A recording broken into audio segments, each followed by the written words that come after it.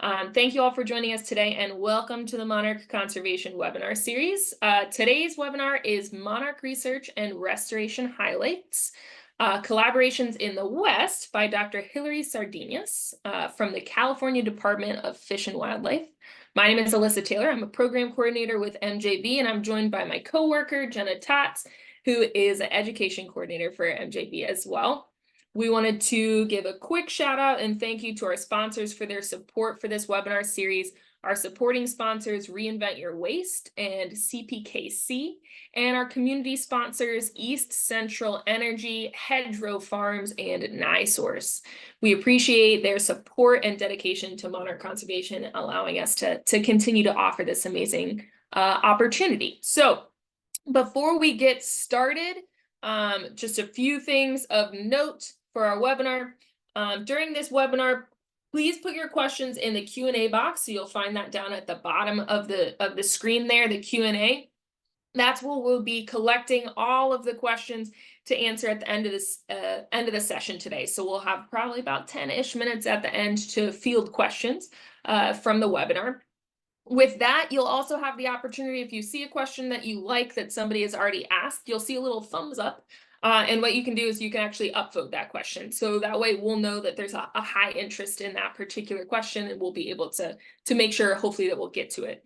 If there's any questions that we're not able to answer, we'll still collect those at the end and try and follow up on some of those as well. There is also at the bottom of the screen the reactions, so you can use those reactions. It's a nice way to interact with our speaker, let them know what you're thinking during the presentation. So please feel free to use those, and we'll be able to see them as you're utilizing them. As another note, if you do have to hop off or anything, this webinar will be recorded. We will post it on the MJB website by Friday, the end of this week.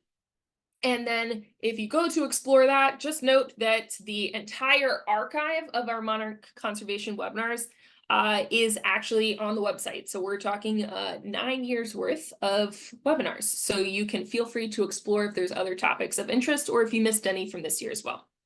If you're joining us today, but you didn't get a chance to pre-register, we would love to count you for our attendance records, but we'd also like to make sure that you get the follow-up email with the Q&A, with the link for the recording. So what we'd ask you to do is please email learn@monarchjointventure.org with your name and email address, and Jenna will drop that in the chat so that you don't miss it. We'll also remind you at the end as well. We also have translated captions on this Zoom call. So if you would like to add captions in a language other than English, you'll click the arrow on the captions and be sure the translation button is on your choice of caption language. So that's a feature that's available to you if you'd like to use it. And then standard captions is available as well. And finally, all of our webinar speakers represent their own viewpoints, which are not necessarily those of Monarch Joint Venture. And without further ado, I would like to introduce Hilary Sardiñas, who is the pollinator coordinator for the California Department of Fish and Wildlife. She facilitates a multi-agency monarch collaborative as well as monarch plant materials working group. She earned her PhD from UC Berkeley and went to undergrad at UC Santa Cruz, where she saw her first monarchs overwintering at Natural Bridges State Park. So we wanted to give a big shout out and thank you to Hilary for joining us today. And so not to waste any more of your time, I'm going to turn it over to Hilary. And just a quick reminder, make sure you're using that Q&A so that we can capture those questions for you. So I'm going to stop sharing my screen and turn it over to you, Hilary. Great, thank you so much. And thanks everyone for having me. All right, you got the screen correctly? Looks great. Okay. So yeah, it is a bit of a daunting task to represent Western states, but I'm honored to be here today and have the privilege of discussing Western monarchs with all of you at this webinar. So we'll start off today by reviewing the Western monarch population trends as well as threats to Western monarchs.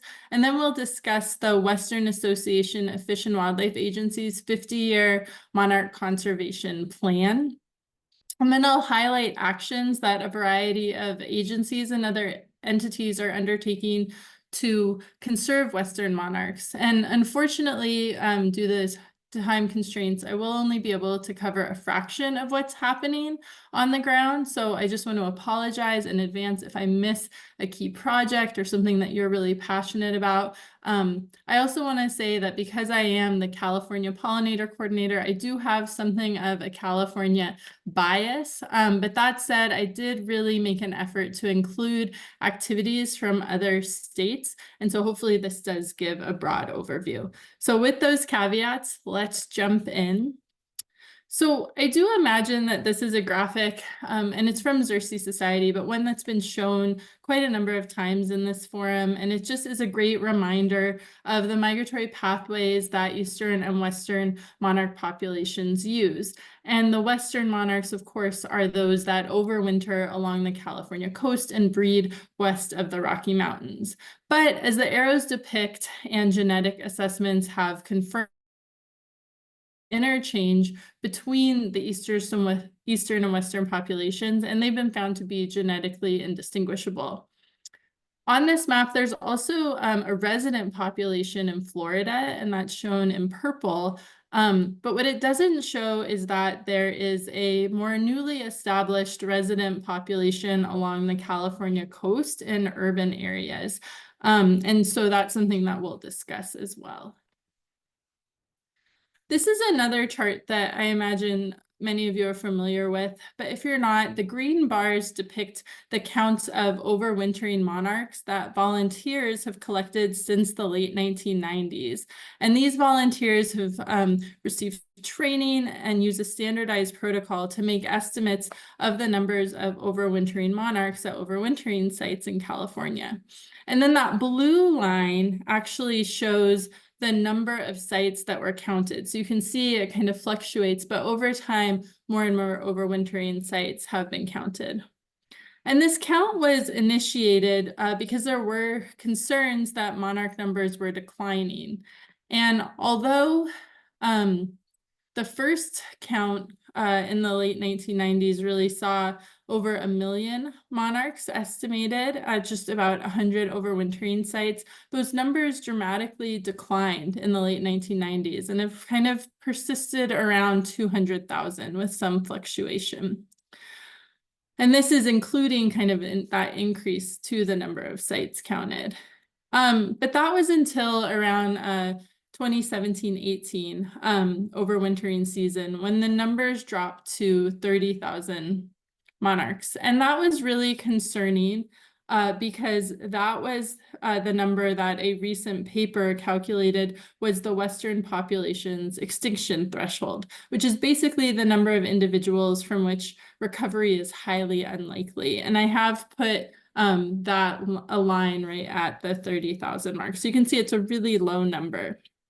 Now, luckily, and so the numbers, that number around 30,000, 29,000, it persisted for another year. So that was good. But then the year after that, the population crashed to less than 2,000 overwintering individuals. And it really seemed at the time like the population was headed for a disaster. And then you can also see that miraculously the following year, the count did rebound back to about 200,000, and it continues to fluctuate at that level. The cause of the crash and the reasons for the rebound, unfortunately, remain largely unknown. But we do know that insect populations are pretty variable. They do fluctuate pretty wildly, and that can be in response to things like climatic variables. So let's examine some of the factors that might have caused that initial decline or might still be contributing to their low numbers. So this is a figure which is for the Eastern population from Blesky and Nerlendra. And I lightly updated it for the Western population because I changed one of the bubbles so that it says overwintering habitat destruction in California instead of in Mexico. But Destruction of overwintering sites like that bubble I changed is one of the potential threats to monarchs. Climate change is another identified threat, and it has a variety of different impacts. Pesticides and herbicides can also play a role, and then disease is another factor that's been documented. And unfortunately, it's been hard to identify a single factor, like a smoking gun, that's contributing to monarch decline. And in 2019, researchers led by Cheryl Schultz at Washington State University did a multivariate analysis and actually found that there was a high correlation between different threat factors, meaning that they're interrelated and hard to disentangle. And in fact, they might actually have simultaneous or synergistic impacts. So let's go through some of these threats, because conservation actions that reduce the threats are likely to be the ones that are most effective. So there are approximately 400 known overwintering sites along the California coast, and they range from Baja up to Mendocino. Not all overwintering sites are equal, however. Some support dozens to hundreds of butterflies, with others supporting tens of thousands of butterflies. And the Xerces Society has compiled a list of the top 50 priority sites. So if you're interested in learning which sites host the highest numbers of butterflies or deciding which one you want to visit, I'd recommend taking a look at that. Additionally, if you want to explore a map of overwintering sites, the Western Monarch Count website has an interactive map, and what is shown here is actually a screenshot of that, but you can zoom in and find counts for the past years on those sites, unless they're a private site, in which case you might not be able to, but all of the ones that are publicly accessible are there. So at California overwintering sites, eucalyptus is actually the dominant tree species. And this is beneficial for monarchs because eucs actually provide nectar during the winter, so it provides a critical resource for them. However, this can be detrimental because a lot of land managers don't realize that eucalyptus is monarch habitat and can remove the trees. And this is what's shown as happening in the photo here. Folks are actually removing some of these trees. And in fact, monarch habitat that occurs in California's coastal zone is classified as environmentally sensitive habitat, or ESHA, by the California Coastal Commission. And this is only for the California coastal zone, which kind of changes a little bit based on the location. But a lot of people actually don't realize that they have this protection and that a permit is required to remove or even manage eucalyptus that's used by monarchs in this zone. So that can be a challenge. Another drawback of eucalyptus is that they are highly flammable, and this can cause the destruction of overwintering sites by fire. So this picture is of some devastation that was caused by the Woolsey wildfire, which swept through one of the top 50 priority sites, which was Leo Carrillo State Park. In November 2018. And because of this, currently the site does not support any overwintering butterflies. And unfortunately, we do see and get reports every year that sites have been damaged or destroyed because people don't realize that the monarchs are there and that these sites are protected. Another issue with blue gum eucalyptus, which is the most common variety of eucalyptus in overwintering sites, is that it requires really high amounts of water and can be easily stressed in low water years. And if you're familiar with California, you know that drought is common and predicted to worsen with climate change. And what happens is that with water stress, the tops of the trees tend to thin, and this can alter the microclimatic conditions that are favorable to monarchs in a grove. And it can also cause tree mortality, and replanting groves until recently was not really typically practiced. So this again led to degradation and loss of overwintering sites. If we move on to climate change, this is another threat that can impact the relationship between monarchs and their host plants. So one of the hypothesized causes of that 2018 population crash was above average temperatures in January, which caused monarchs to break their reproductive diapods early and start migrating before most milkweed species had emerged. And this is a phenomenon that's known as phenological mismatch. And if this occurred, then the females may have just found too few resources on the landscape. And if they did find any host plants, they might have engaged in egg dumping, which is where they lay numerous eggs on whatever milkweed they can find. And so in this picture, you can actually see a milkweed that's just emerged, but covered with eggs. And under normal conditions, monarchs wouldn't do this. They would try to distribute their eggs across a number of plants to help avoid predators, but also reduce competition between their own offspring for food. So this is pretty detrimental for the plant and for the monarchs. So this hypothesis about the cause of the crash that monarchs left early and they couldn't find any resources got some of us curious about the timing of milkweed emergence during the first breeding generation. And Tom Landis, who is a retired U.S. Forest Service nursery professional, dug up this great paper by Werner and Harris that looked at monarch milkweed use by month in the Santa Barbara area in the early 90s. So in this graph, the abundance of early season milkweed, which here is California milkweed, Asclepias californica, is shown in the teal. And then the narrow leaf milkweed, Asclepias fascicularis, is what's shown in the yellow. And then the black line that's solid shows the number of eggs that were laid on California milkweed.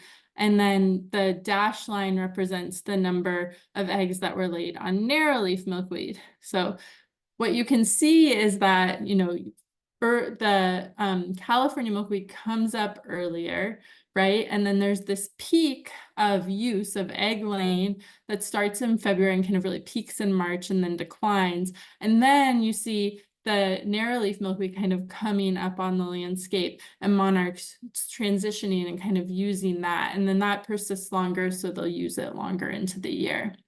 So this really could represent kind of the first and second and then later generations in California, but really it shows that the first generation was using some of these earlier emerging milkweeds. And there are actually a number of species that emerge early that we've been able to identify. So California milkweed, which I mentioned, heartleaf milkweed, which is Asclepias cordifolia, and then a few of these less widely distributed but also important milkweeds like desert milkweed, Asclepias serosa, and woolly milkweed, and Asclepias vestida. I think I got those reversed. But it does show that these might be critical to the first breeding generation. And as you all know, monarchs are multi-generational, and that first generation can really set the tone for the future generations in a year. So we thought that this might be something to look into. Higher winter temperatures might also be responsible for another novel trend which community scientists have observed, but basically monarchs are starting to eschew winter diapause and instead breed year-round. And though it seems like there may have been some low level of winter breeding historically, the behavior has exploded in recent years.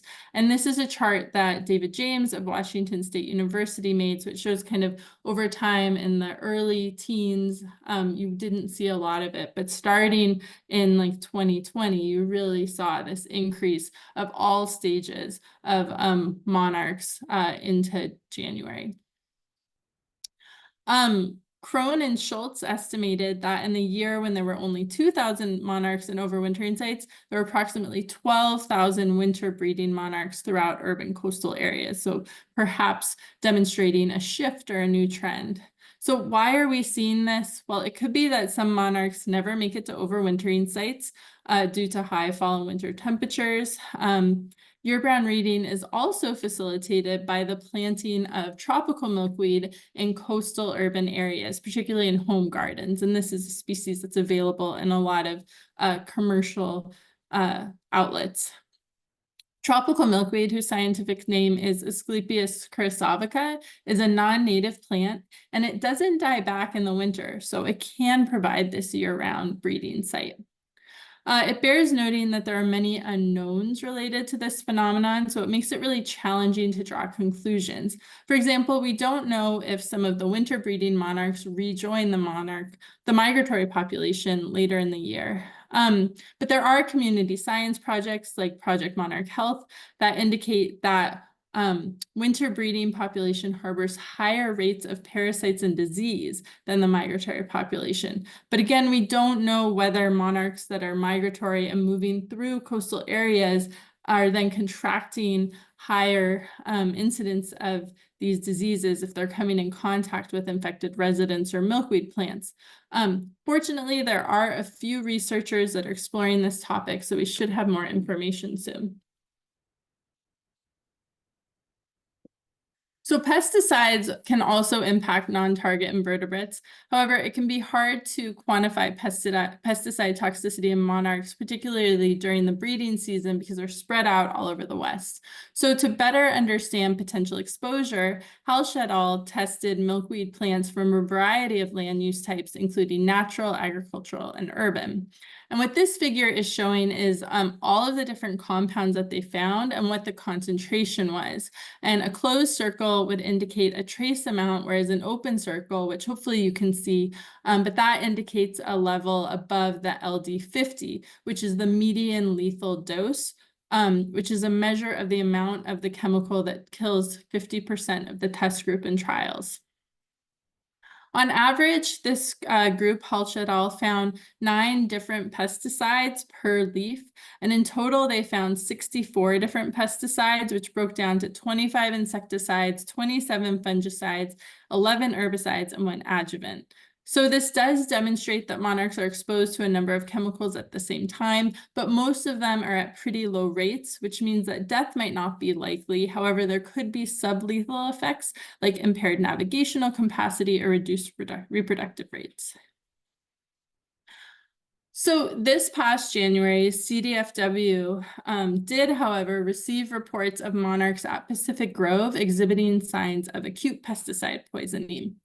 The impacted butterflies were collected and sent to USGS to be screened for over 200 pesticides and their degradates. And what they found was that these butterflies had been exposed to insecticides, herbicides, and fungicides, so similar to what they were finding in the leaves. But of particular concern were some pyrethroids, biphenethrin, cypermethrin, and permethrin, which were detected at or above those LD50 levels.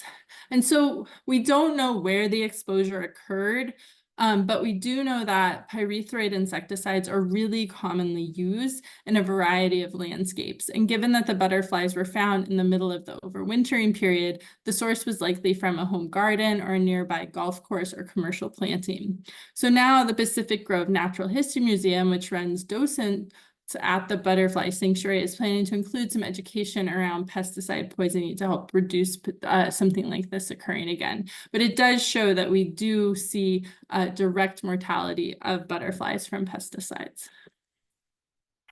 So given all the threats and population fluctuations, the question arises, have Western monarchs recovered?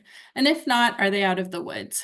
And while I don't have a crystal ball, unfortunately for now, it seems like the answer to both these questions is likely no. This is a figure from the 2020 U.S. Fish and Wildlife Service Monarch Species Status Assessment, and it shows the extinction risk for Western monarchs. So the closer the number gets to 1, which is at the top of the x-axis, the higher the probability of extinction. And the services model, which the caveat might change with additional data and will be released in their 2024 update of the status assessment this December, it does show that there is an alarmingly high likelihood of extinction in the next 60 years. The observed overwintering population drop from that 2,000, right, less than 2,000, from 200,000 just a handful of years before is concerning, because if it happens again, there might be a less favorable set of conditions, right? The climate change could be worse. There might be less favorable winter weather conditions, lack of milkweed on the landscape, more pesticides, whatever it is, could happen and make a rebound less likely, and it could cause them to enter an extinction vortex. Additionally, monarchs historically occurred in the millions. Researchers estimate it was between 1 and 4 million prior to the late 1990s. And the current numbers that we've been seeing are just a fraction of the historical abundance. So a more robust population might be around 500,000. And such population goals were outlined in the Western Association of Fish and Wildlife Agency's 50-year Western Monarch Conservation Plan, which serves as a roadmap to Western monarch conservation. In addition to outlining the major threats to monarchs, it also provides short-term, in this case meaning 10-year goals.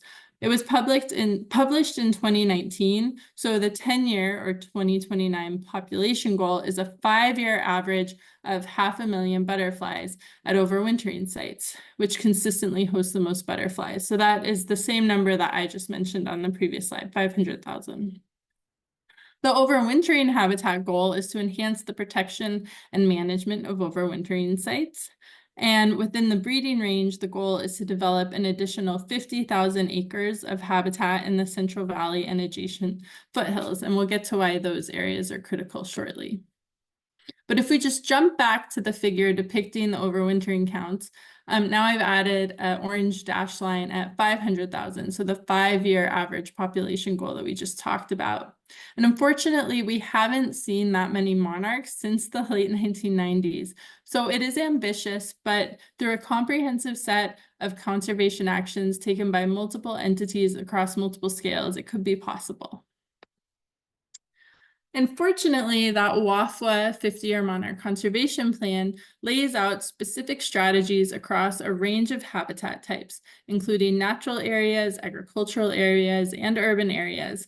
And it also identifies actions for education, outreach, and monitoring. And then underlying all of the actions is the need to rely on collaboration between various partners to catalyze the pace and scale of conservation. So we can now transition and look at how partners across the West are engaging in conservation across these categories. So one of the groups that formed to help bring partners together to advance monarch conservation is the California Multi-Agency Monarch and Pollinator Collaborative. And the collaborative is comprised of 13 state and federal agencies that are working together to adapt the priority actions from the WAFWA 50-year monarch conservation plan to enhance monarch and pollinator conservation in areas under the jurisdiction of partner agencies. And this map depicts the lands that are managed by the collaborative partners. And when summed, it actually equals about 50% of the total land area of the state. So collectively, we believe that our efforts are poised to make a significant difference. If you're interested in learning more about the collaborative, we just developed a new website that describes our group, and we've compiled resources on a variety of topics from overwintering management to community science opportunities. And in particular, I just wanted to highlight the pesticide resources tab as a great place to learn more about tools and BMPs for minimizing impacts from pesticides. There's not a lot of compiled pesticide resources out there, so I think this is a great contribution. That said, there are a number of other comprehensive websites that provide information on monarchs, including Monarch Joint Ventures website. So these resources were really selected to be targeted at biologists and land managers. And if you do know of additional resources that would benefit staff making on-the-ground management decisions, just let me know and I would be happy to add them here.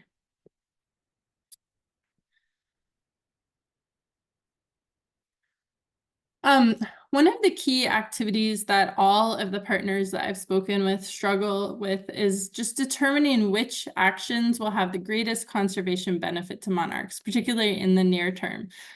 Pardon me. So to aid this process, the Xerces Society for Invertebrate Conservation, with input from the partners shown, developed this priority zone map for recovering Western monarchs in California. And this resource highlights focal areas for targeted restoration in the overwintering and breeding zones in the state.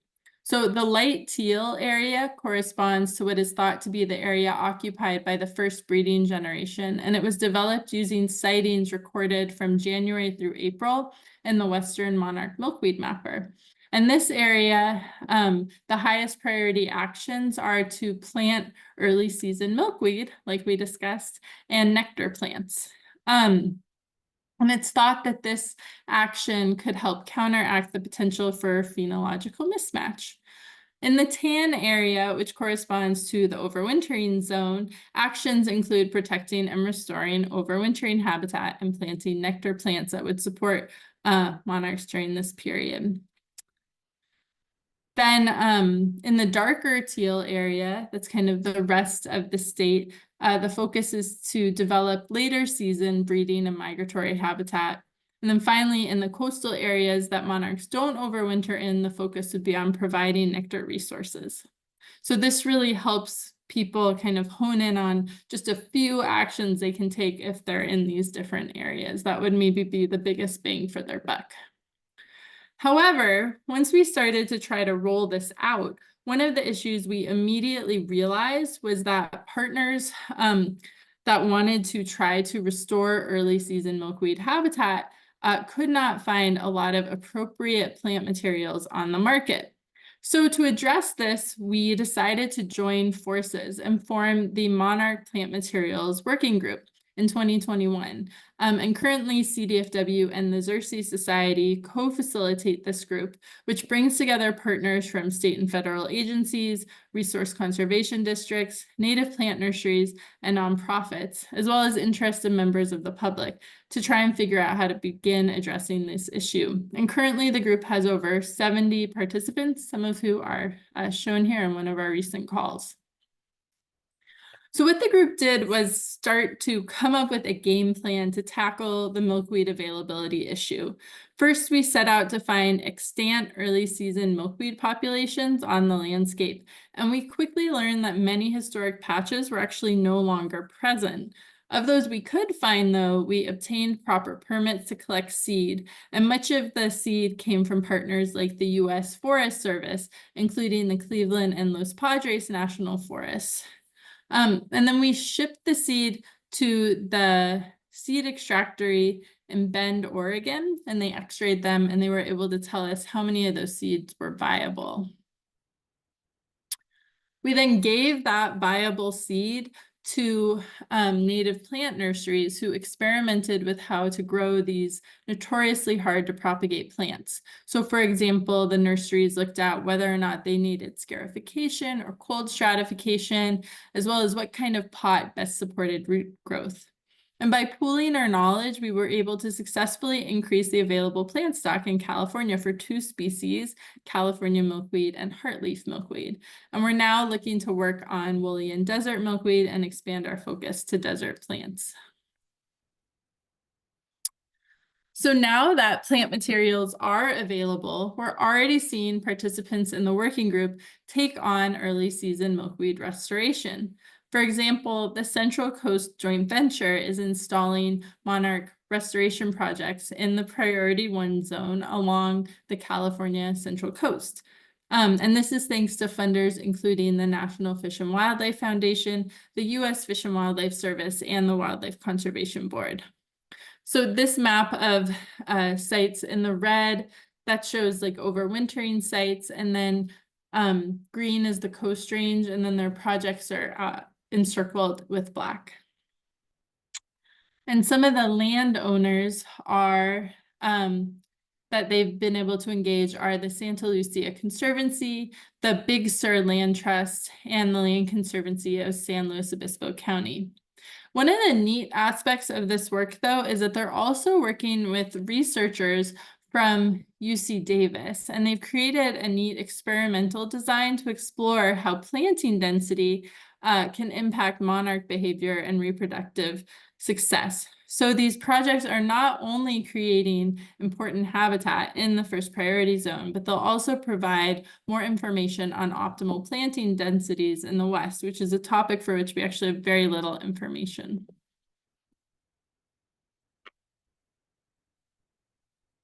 Another way that early season milkweed and other milkweeds and nectar plants are being distributed is through the free habitat kit model. So this was developed by Xerces and has been so successful that it's expanded to a number of Western states and beyond. The kits are comprised of dozens to hundreds of monarch and pollinator attractive plants, and the planting palette depends on the locations that they're being planted. The kits vary from grassland kits to hedgerows to riparian wildflowers to school gardens and are designed to be regionally specific. The regions in California are shown on the map by different colors. And in areas where early season milkweed is appropriate, those species are included. Interested parties with shovel-ready projects can apply for the kits in the spring. The plants are then grown out in nurseries and delivered to awardees in the fall ahead of winter rains. Because in California, we have to do most of our outplanting during the wet season, or projects tend to fail. Pardon me, I'm getting over a cold. The kits have been planted across participating states on working lands, public lands, and tribal lands in city parks, school gardens. And since 2019, about 250,000 milkweed and pollinator plants have been outplanted at 624 sites. So really successful. And demand has remained pretty consistent, so this popular idea has been continued and picked up in other states. For example, the Utah Pollinator Habitat Program is funded by the state legislature there, and they're also working to increase pollinator habitat by expanding the availability of native seed and plant resources and awarding habitat kits and native seeds to projects with motivated landowners. Another group that is working to create more pollinator habitat is the Pollinator Partnership. Their Wings Across the West program works with agricultural producers in California and Oregon. And in California specifically, they're focused on almonds and will be planting so that they impact over 10,000 acres, which is actually a large portion of the 50,000 acre goal articulated in the WAFA plan for the Central Valley, which is in that first priority zone, as well as a little bit in the second priority. So again, trying to target their actions to the areas where monarch conservation is most needed. Another group that's doing a lot of monarch focus work are resource conservation districts, which I think in other states are often called soil and water conservation districts, but they've really risen to this challenge. And for example, the California Association of RCDs, which is the nonprofit partner to the 80 RCDs in California, received a large block grant from the Wildlife Conservation Board, over $9 million. And of the RCD subrecipients, most are working directly on monarch conservation, and others are kind of tangentially working on pollinator conservation, but that is a lot of groups focused on pollinators. And to highlight some of their work, I wanted to talk about a breeding project and an overwintering project. So this example is from the Mariposa RCD, and they're working with the Southern Sierra Miwok Nation pollinator team to plant pollinator plants that support monarchs across 6 parcels, and they have plans to expand to even more. And in the map, those blue pins denote the current planting sites, and the yellow pins are habitat that was installed in previous grant years, and then the red pins are where there's existing habitat. What's great about this project is not only are they creating habitat, but they also have educational components as well. A lot of our cities are also working on enhancing overwintering sites, including the Solano RCD, which has 2 focal sites within its boundaries. The Mare Island overwintering site is being restored, leveraging volunteer labor in a partnership with Touro University. The RCD is also working with the city of Vallejo to determine the best way to restore the overwintering site that occurs on city-owned land. Now, to raise awareness about monarchs and just celebrate the butterflies generally, the Solano RCD partnered with the Contra Costa RCD, the Monarch Joint Venture, and the People's Garden of Vallejo to hold the first ever Bay Area Butterfly Festival, which provided educational opportunities to the over 4,000 people who attended. And it sounded like it was so successful that they plan to continue to do it over time. So not just trying to conserve the monarchs in their overwintering sites, but let people know in these areas so they can get involved in conservation.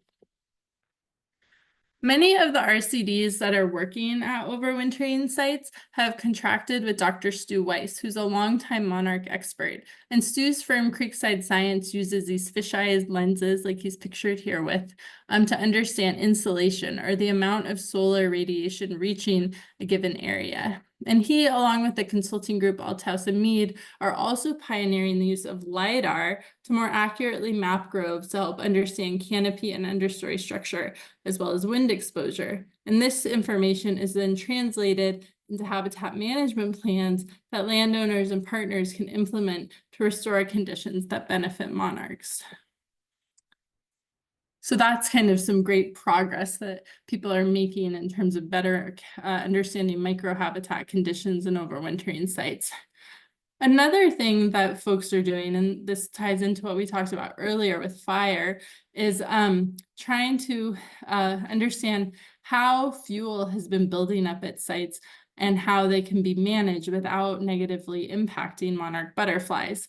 So for example, the California Department of Wildlife owns 7 overwintering sites across the state, and we recently had Xerces assess them for potential fuel or for potential fire risk, and then identify key actions that we can take, like the removal of ladder fuels, conducting treatment outside overwintering periods, etc., so that we can ameliorate this threat. And we fuel in phases as funding becomes available, and work with partners to continue identifying best management practices and avoidance and minimization measures. And that hopefully those are things that folks can follow and can easily engage in so that we can reduce the risk of fire to these sites. There is just one hiccup with overwintering site management, though, and it is that researchers still don't fully understand the microhabitat characteristics that monarchs prefer within California overwintering sites. So while we know send and wind exposure are key factors, there is more nuance and some degree of disagreement within the literature. So to help demystify this, Xerces brought together monarch researchers to help identify gaps in understanding and develop a set of research priorities. So those are listed on this slide, but they're also found in the link PDF, as well as a story map on the topic. But I want to highlight one of the gaps, which is understanding how much overwintering sites function as a network. So tagging research does show that monarchs do move between sites, but we don't really know how frequently they're moving. And recently, technology has advanced such that there are receivers small enough to attach to insects. So you can see the photo of the tag as compared to a quarter to truly appreciate how small the technology has become. And so these receivers send signals to towers specifically set up to receive them and are part of what's called the Motus wildlife tracking system. And the existing towers in California and other parts of the West are shown as yellow dots on the map. And one of the neat things about this system is that all of the data is publicly available. And CDFW has actually been adding Motus towers to our properties to help track birds and bats. And now we're looking at monarch movement.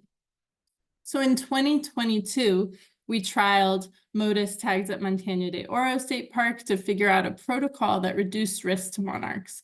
Our pilot work was successful, so we're now working with partners across the West to expand the Motus network, and I'm happy to report that we were recently awarded a competitive state wildlife grant for this work along with the Western Association of Fish and Wildlife Agencies, and also the Fish and Wildlife Agencies in Idaho, Oregon, and Washington, as well as the nonprofit American Bird Conservancy. And with this funding, we're planning to address additional questions like, do monarchs move along specific corridors in the spring and fall?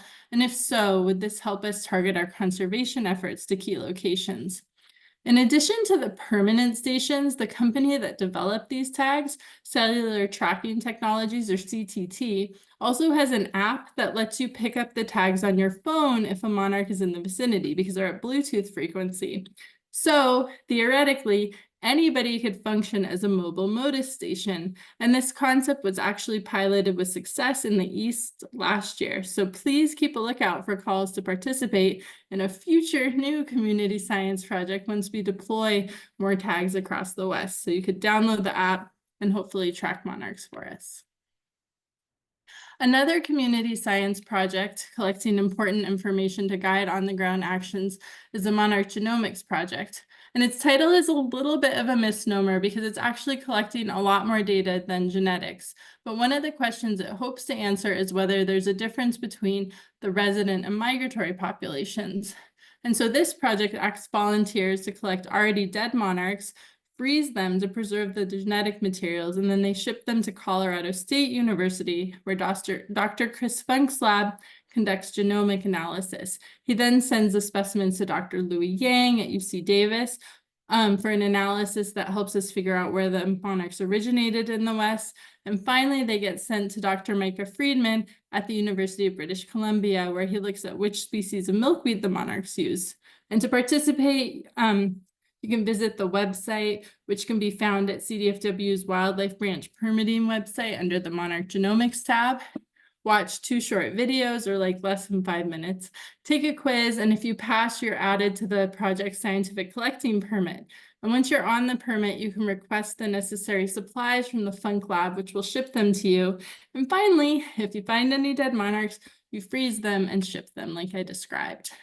And this map shows some locations and the number of samples we've already received from California.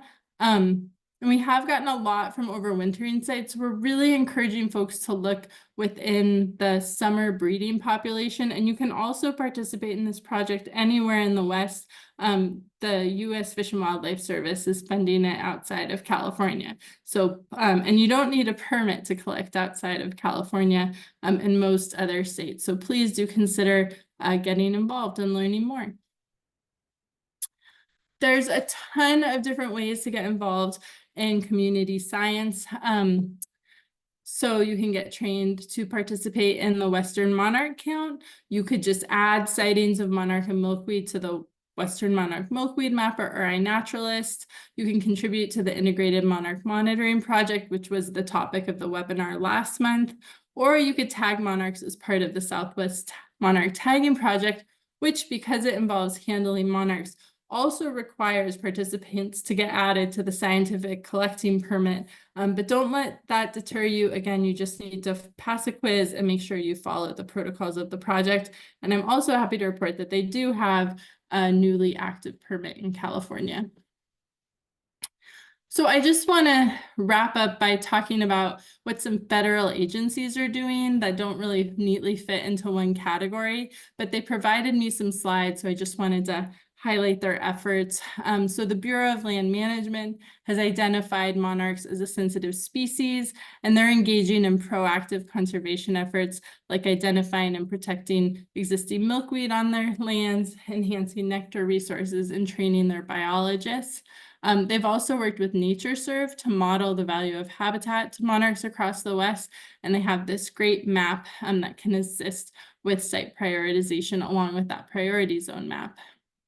Outside of California, the U.S. Forest Service has also been focusing on monarch conservation in their Intermountain region, which spans all the forests in Utah and Nevada and parts of Idaho and Wyoming.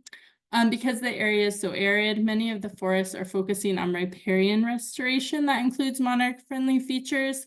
They've also developed pollinator gardens and certified some of those as monarch way stations.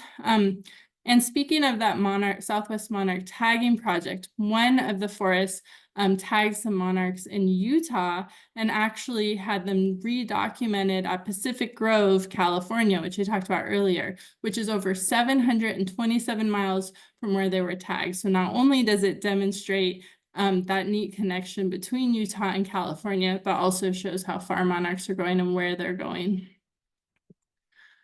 The U.S. Fish and Wildlife Service hired a Western monarch coordinator last year, and they've been supporting monarch efforts within the service and also with partners across the West. They've funded a lot of the projects that I discussed, including that Central Coast Joint Venture early season milkweed planting. And they're also examining pesticide drift onto national wildlife refuges and developing a monarch habitat suitability model tool. There's a few other things they're doing, but since I'm running out of time, I think I'll skip over them. USGS is also working in the pesticide space. They've launched a nationwide contaminant evaluation study that evaluates monarch host plants.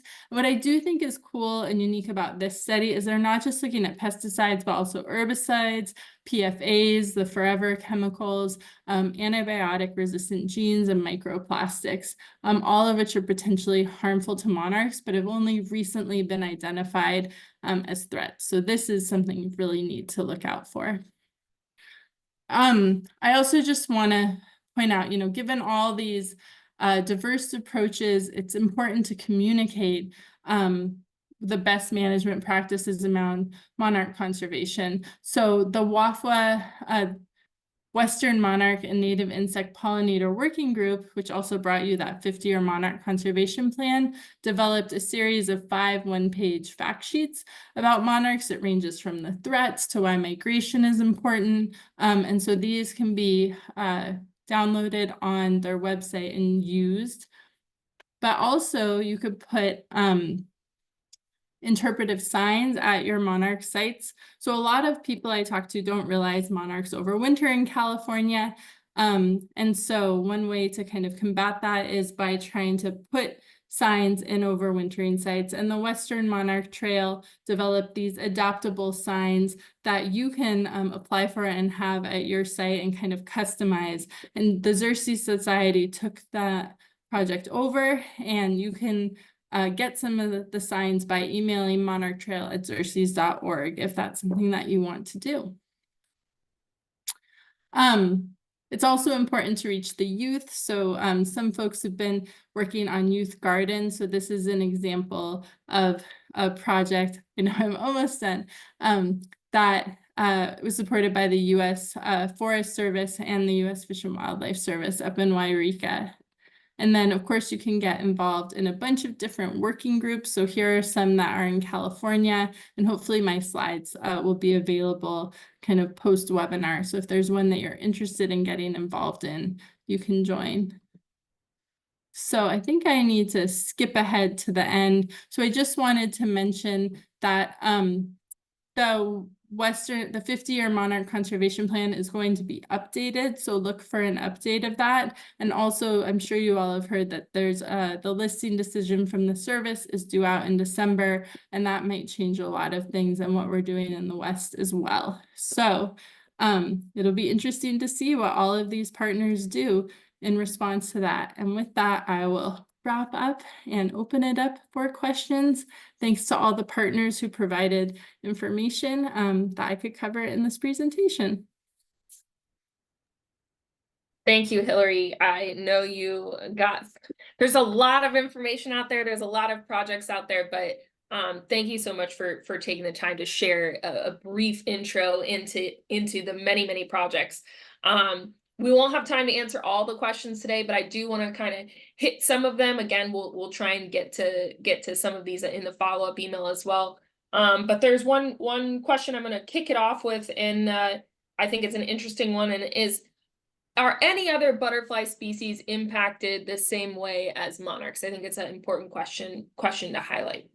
Well, monarchs, because of their migratory, kind of move over so many different habitats, right? And there are other migratory butterflies in California. There's the West Coast lady is one that's been declining, and research by Matt Forrester has shown they're actually declining at a steeper rate than monarchs. But a lot of butterflies are impacted by the same factors that monarchs are impacted by. So by one of the things that a lot of partners talk about is using them as the umbrella organism, since they occur all over the state. And if we're benefiting them, then hopefully we can benefit other butterflies, particularly if we incorporate their host plants into our planting mixes.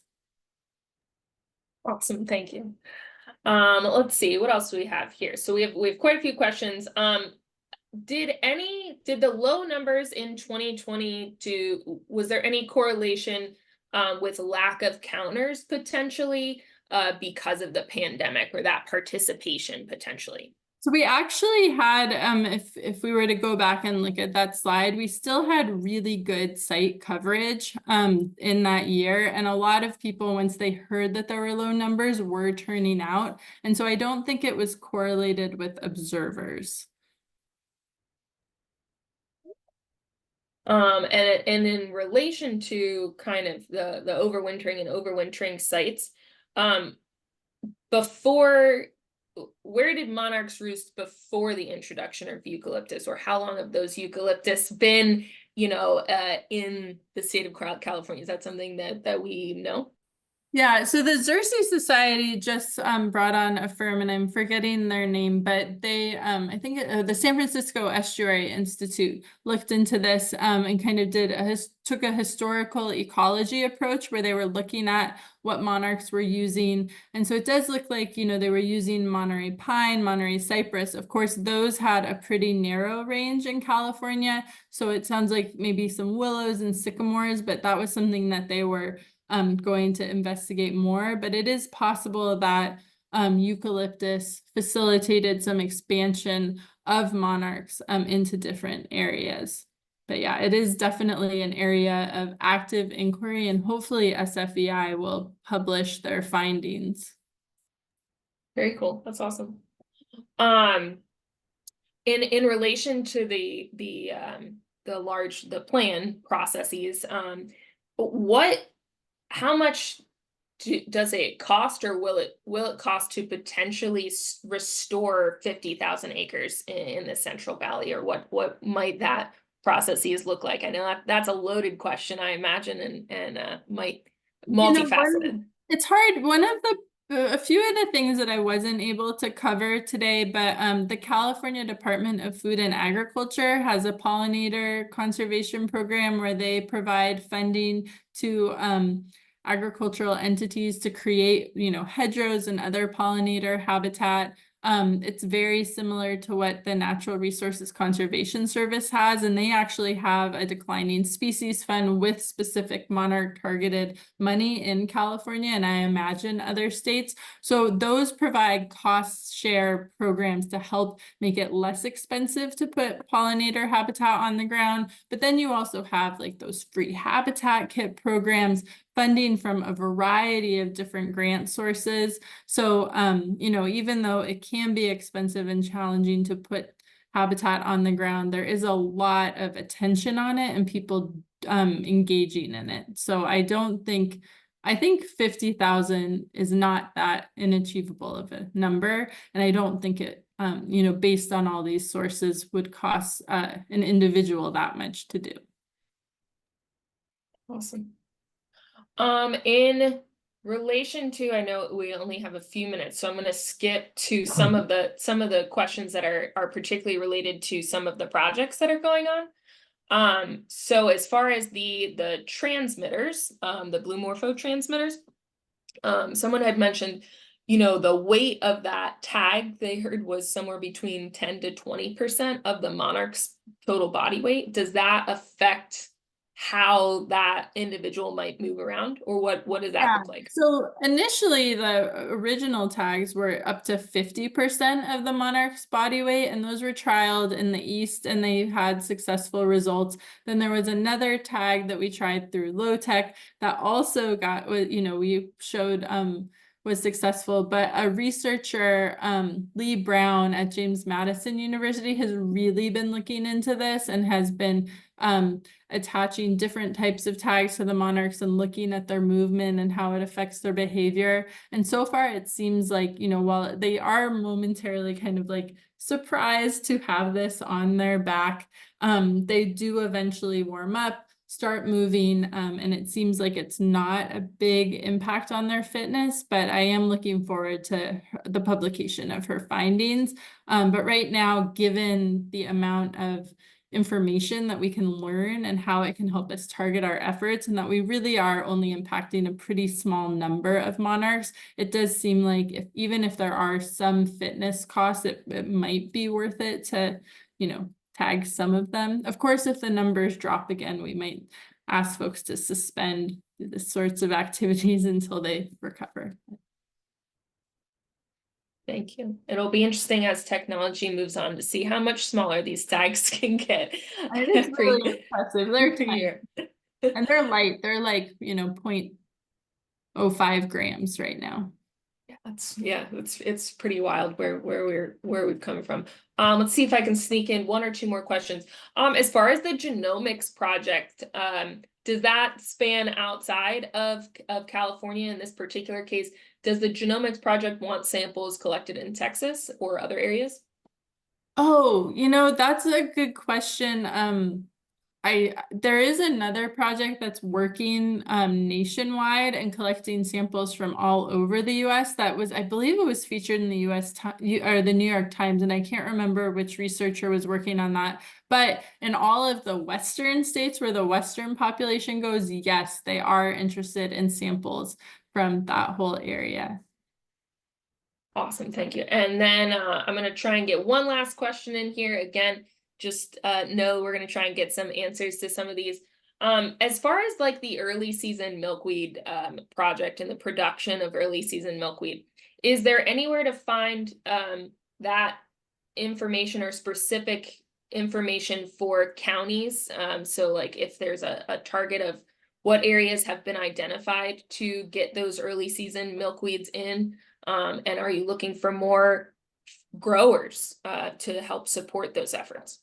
Well, first, that's a really good idea to kind of make maybe some regionally specific like kits, like, hey, here's what you could be considering planting. We have not done that, but I will take that idea back to the working group. And also those working groups I kind of didn't get to talk too much about. But these are groups that are doing a lot of targeted outreach.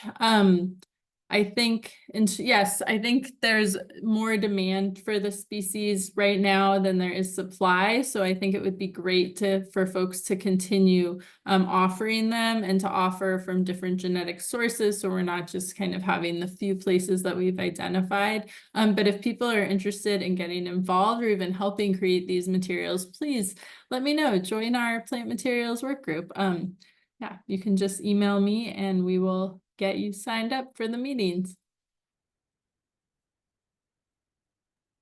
Awesome, thank you. That is going to be our last question for today. Again, we're going to try our best to get some of these answered, and just a reminder that we'll have this back out and emailed to you in the follow-up email so that this recording is available on the website, on MJB's website, so you'll be able to reference back to a lot of these slides. We'll also include some links in that email too, specifically maybe to some of these working groups, a list of working groups, so that you have that information on hand, as well as those awesome references that Hillary had mentioned towards the end of her presentation there as well.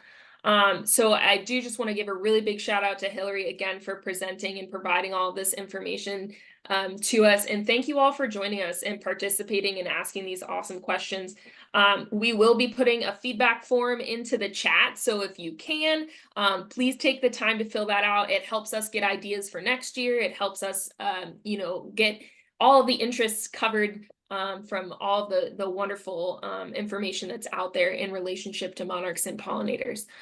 We hope to see you next month. So next month, our webinar is the Climate and Pollinator Initiatives of the USDA, and that will be on August 27th at 1 p.m. Central Time. And that will be with Izzy Hill, who is the USDA Pollinator Coordinator for the Office of the Chief.